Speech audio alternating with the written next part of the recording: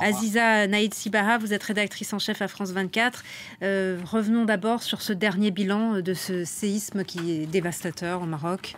Alors bien évidemment, et malheureusement, le bilan s'alourdit d'heure en heure. On est arrivé, selon le dernier communiqué du ministère de l'Intérieur marocain, à 1037 morts, 1204 blessés, dont 721 en état grave malheureusement. Toujours les provinces qui sont les plus touchées, c'est la province d'El Haouz où il y a quasiment près de la moitié des morts et la province de Taroudant un peu plus au sud. Voilà, c'est un peu les derniers chiffres que nous avons à ce moment-là. Comment s'organisent les secours là actuellement? Alors on voit déjà la population, beaucoup de gens qui se sont rués vers les centres de prise de sang pour donner leur sang, parce que l'appel a été lancé ce matin pour les dons de sang.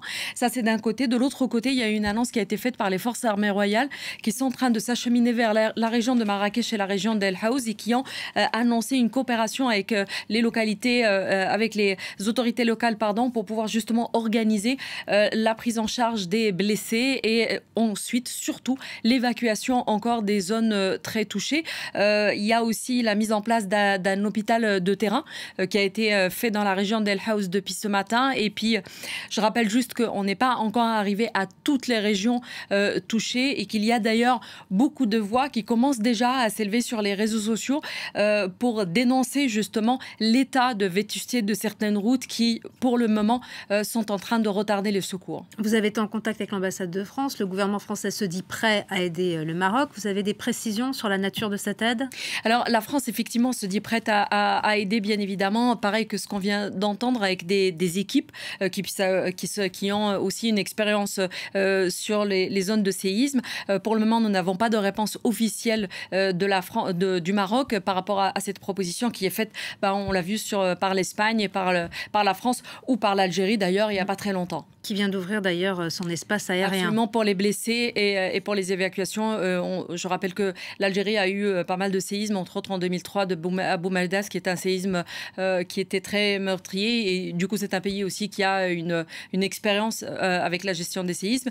Mais on sait aussi les relations qui sont très tendues entre les deux pays. Donc, c'est une main tendue, en tout cas ce matin, de la part d'Alger. Et du président algérien Tebboune. Marrakech est une région touristique très importante pour le Maroc. Ça va avoir quelles conséquences? C'est important pour les autorités marocaines. Les conséquences, est-ce que ça ne va pas aggraver la pauvreté qui est déjà importante sur place?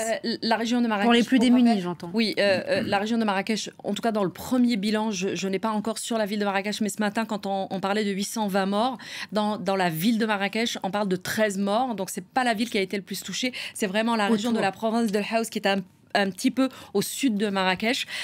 Je pense qu'aujourd'hui, la première question concerne surtout les Marocains qui sont sur place. Effectivement, dans la région de Marrakech, il y a eu un vent de panique, surtout que ce qui a été le plus touché, je pense, à Marrakech, c'est la vieille ville. Là où on parlait ce matin de la vulnérabilité en fait, des maisons, etc. Donc là, les touristes sont très, très présents.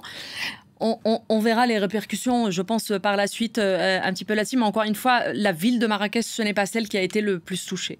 Merci beaucoup, Aziza Naïd Sibara, d'avoir été avec